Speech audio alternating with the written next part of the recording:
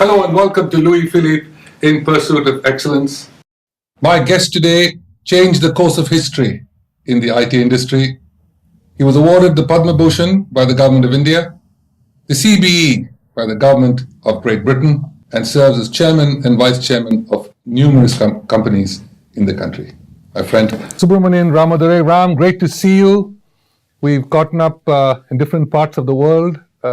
You're looking younger as you get busier towards retirement age, which we would all call. Thank you, Vijay. So nice to be here. Always great to meet you. Thank you. Thank you, Ram. Well, let's go back in time a little bit. When you grew up, you were born in Nagpur.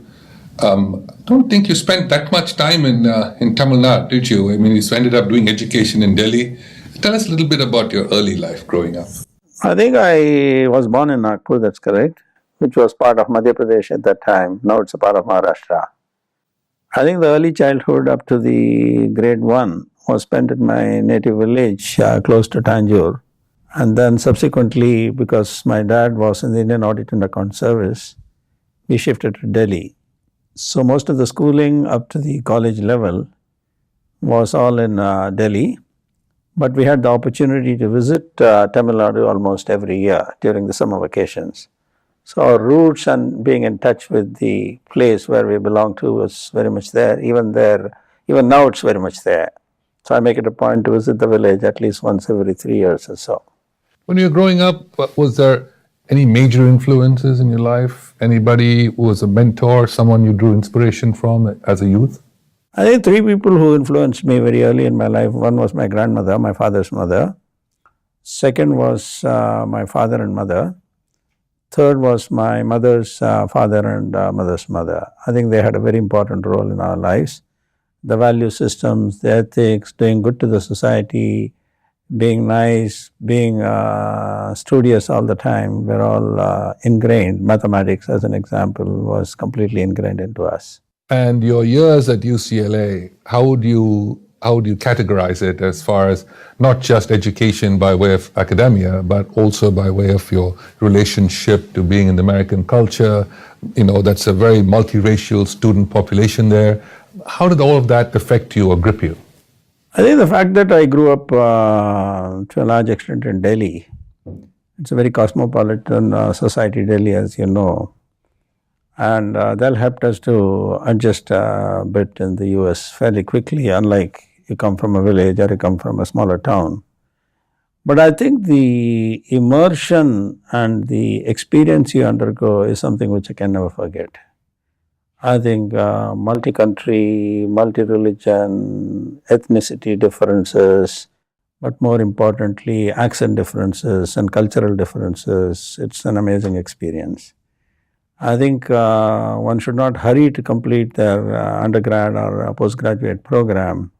Even if you took an extra year to do things, even if you took a break for a year, for example, all these things I learned only there. Otherwise, in an Indian context, you're always told complete your studies as quickly as possible, go to the next master's, postgraduate, IAS, take a job, retire. I think that stereotype thing has to change, and that's changing. That's what it taught me. So I think immersing in a culture and multicultural experience, multicultural cuisine, interacting with people is something everyone should get used to, must practice. You live in the place like the way people do.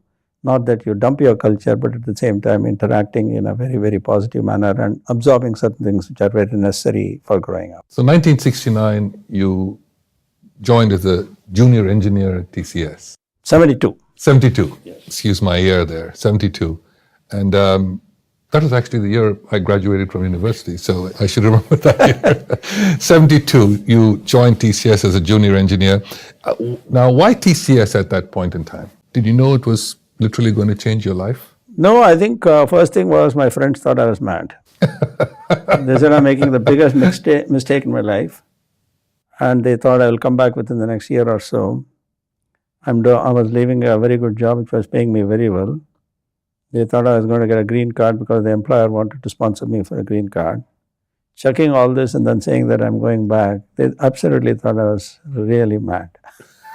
So, but then I think once you came here, the conditions being very different from what it was in the US, and having experienced for almost 3 years the US way of life, even that small adjustment was pretty difficult because you are coming into an environment which has not changed substantially by the time you left. I mean, parts of India today are almost the same which was 50 years ago or 60 years ago. So I think adjustment and adjusting to your bosses was a pretty difficult experience. And more importantly, adjusting to a city like Bombay was extremely difficult because I never lived here. But I think as luck would have it, I got married the same year. And then both of us grew up together here, learning the city and experiencing the Tata Group itself. Ram, we talked about your early years at TCS, and at that point in time, did you feel that you were going to spend the next 40 years at this company? I don't think you plan that far ahead for sure. I would be wrong if I told you that was the only direction I was going to pursue. Even during the career in TCS, number of options came because the IT industry was growing so fast. Everybody was wanting to look at a leadership, wanting to get some professionals who had a lot of experience. So I think I shunned all of them away because the next set of challenge or the opportunity within the same company was very much visible to me. If I wanted to do something, I was able to get into that, and I changed multiple operational experiences within the same company. They were all very disruptive in nature. That was not the same thing that you do the same stereotype programming day in and day out. For example, I started with the engineering in terms of maintenance, installation of hardware. Then I went into software programming. Then out of the blue, I said that I will look after the US operations and a marketing and a sales perspective to set up our operations in New York for the first time. Then you came back, then you got into the human resources in terms of allocation of human capital to projects, programs, etc. Then you went into understanding the other aspects of the business. Finally, you came to general management and started driving it. I also looked after R&D for a while so that we grew in multiple. So if you see within the same company, I was able to create a culture of doing multiple things, and more importantly, things which I never tried before. I think when an opportunity is created in any corporation like that, I think there is very little reason for you to leave. You may leave, but only for financial reasons. If at all anybody left along with me who joined TCS, invariably somebody else was paying them higher because they thought they needed that.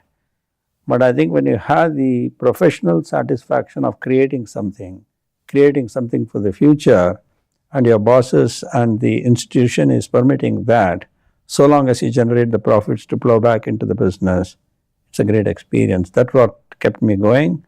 That's what we have tried to create as a culture within the corporation.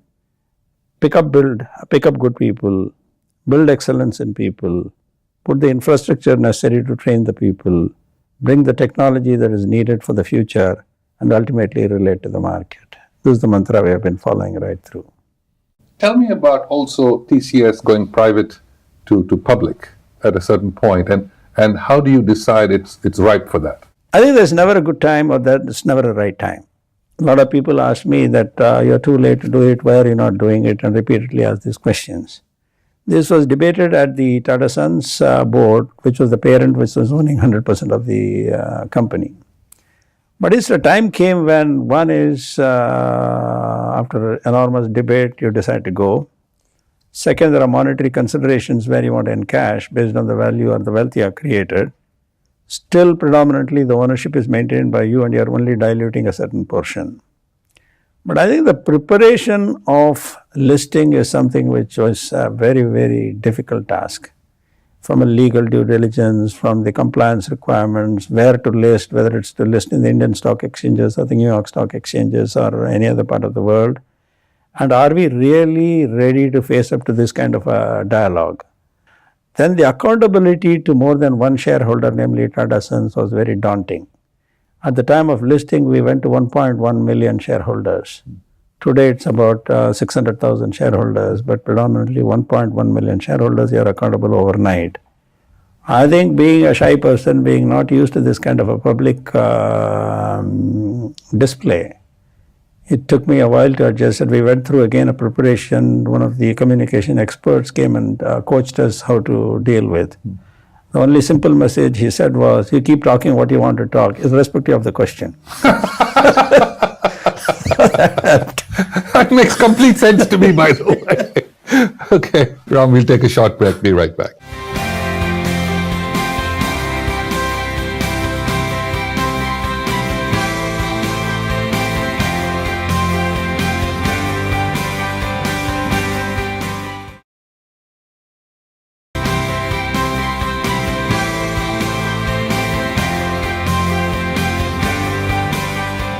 Welcome back. We're at the fabulous Maharaja's Suite here at the Leela in Mumbai.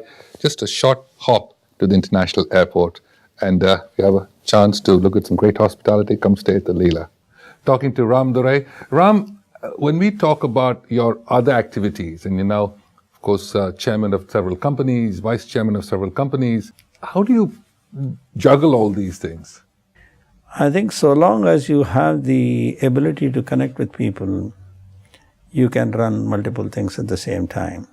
Building a team which you can trust and give the responsibility to is the most important thing. But then the second part of the story is mentally you've got to compartmentalize yourself so that if there is an irritating problem on one of the things, you cannot let that stop your functioning in the other one, which is very difficult to achieve. It's like reading multiple things at the same time.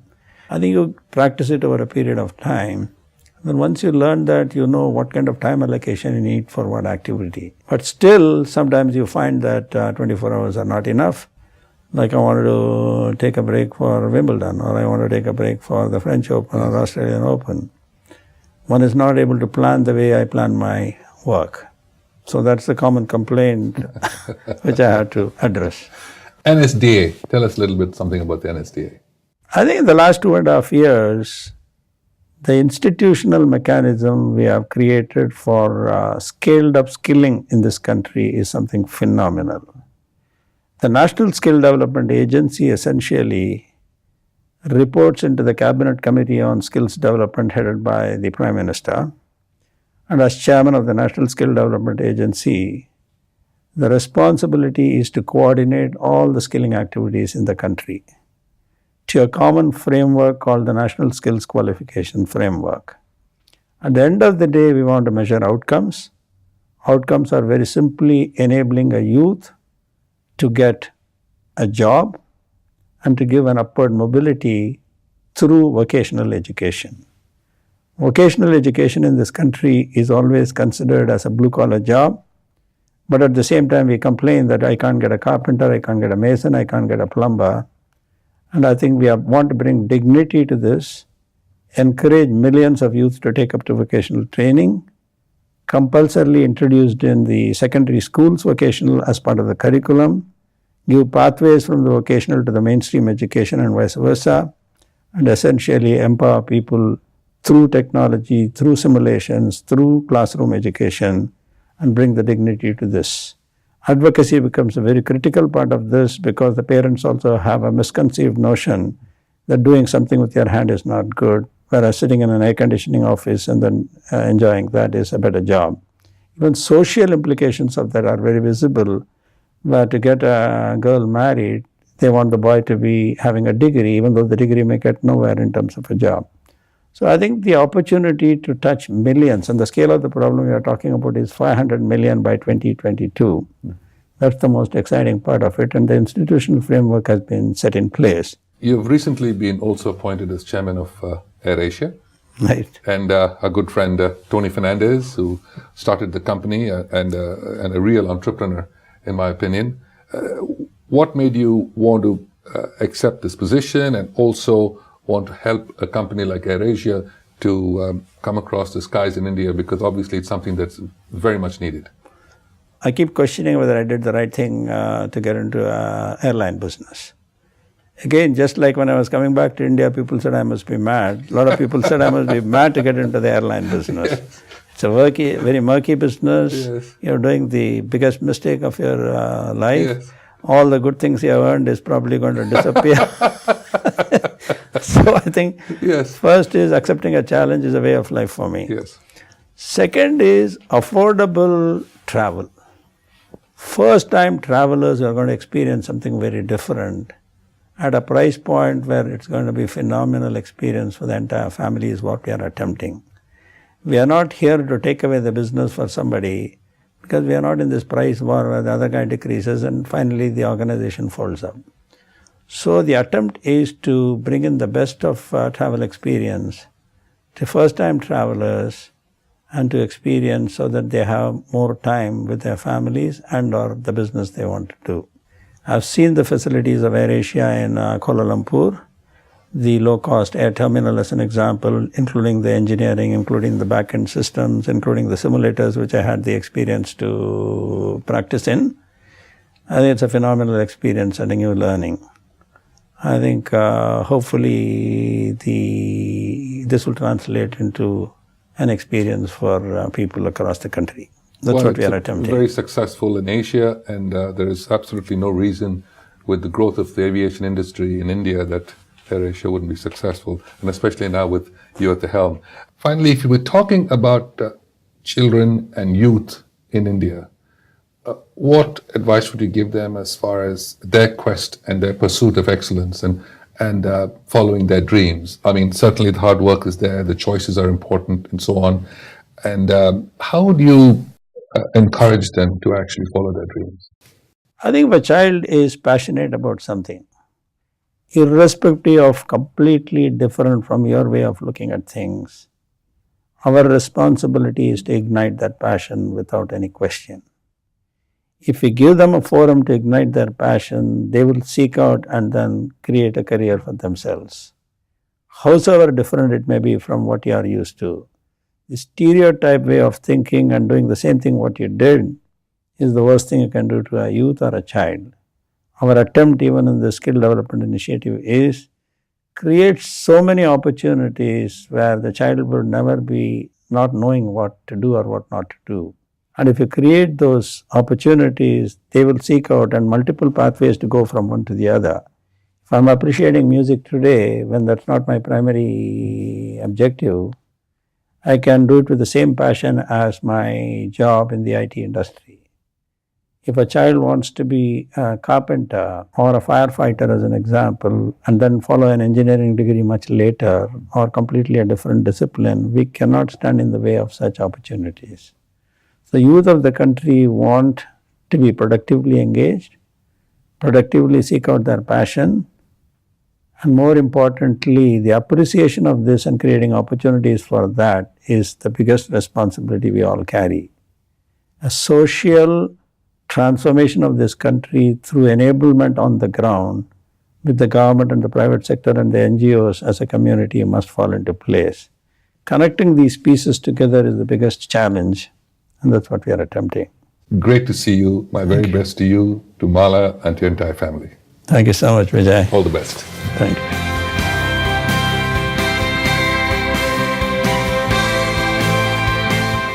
You can also watch this episode online at louisphilippe.com.